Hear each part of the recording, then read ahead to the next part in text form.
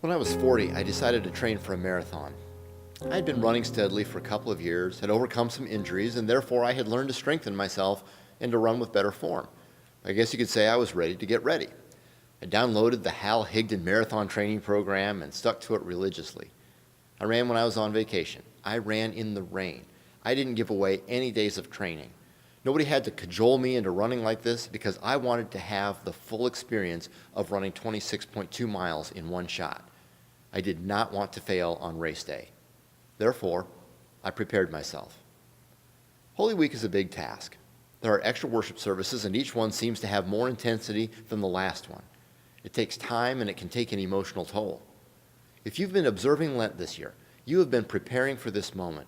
You have remembered who you are. You have started to trust God with your future. You have worked to seek God instead of seeking things that do not satisfy. You have learned the power of mending instead of replacing, especially in relationships. And you've probably learned that it's something you can do in your own way. You have explored how God can renew all things, even when it seems like all things are lost. You are ready for Holy Week. The question is, are you prepared for Easter? This kind of preparation is different from the rest of Lent. Easter is the celebration of the greatest reversal in human history, when the only perfectly innocent human was condemned on false charges and executed.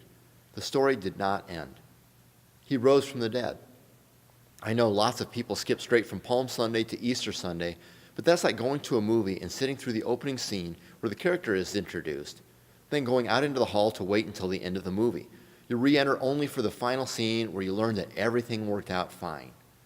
If you weren't there for the character's adversity, you don't experience the power of the character's resolution. On my marathon, it wasn't just mile 1 and mile 26 that mattered. All the miles in the middle, all the pain and the heat and the exhaustion made crossing that finish line a top 10 moment in my life. To get ready for new life at Easter, run the whole marathon. Experience the full emotional roller coaster of the week. Join the intimacy Jesus shared with his disciples at the Last Supper.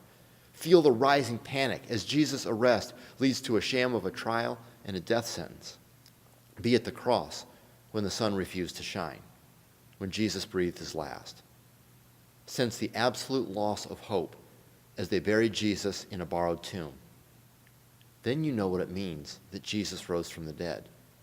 Then you'll know by experience what it means to rejoice. Trust your preparations these past 5 weeks. You can do this. One year, the church I served did a huge 40-day study and project. All the way along, the materials we had told us to have a plan for when the project was over because the hangover effect was real. The project was huge, so just doing it took a lot of mental and physical energy. I couldn't find any extra hours in the day to dream about the post-project world. I kept my eye on the prize, just trying to finish the project strong. The morning after the final sermon in the study, I felt like I had been hit by a bus. I had no energy and I could have easily slept till mid-morning. I drugged myself into my office, flopped down at my desk, and tried to remember what I had done for a living before the huge project started. I had lost all sense of purpose. It's a real rush to be so engaged in something, to know what your next move is before it happens because you're prepared for it. Without that driving sense of purpose, I was pretty lost. I dug out the materials, kind of go with what you know in times of trouble. I reread the section about having a plan for when the program ended. The emotion I felt in that moment was unpleasant. There was no plan to use the momentum. The church was energized, but I was shot, so the leader wasn't ready to lead.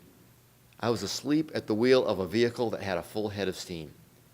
Needless to say, the church's momentum didn't last long. You've prepared for Holy Week all Lent long. It's here. It is go time. You'll come to Maundy Thursday services, I hope, and feel something like the disciples felt. You'll ride the roller coaster to its lowest point on Good Friday. You'll really experience the depths of joy on Easter as you rejoice in Jesus' dramatic last-second defeat of death. You'll eat all the ham you can hold at noon, maybe take a nap, and possibly wake up Monday after with no plan going forward.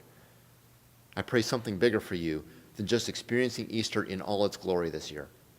I pray that you'll live Easter in the days, weeks, and months ahead.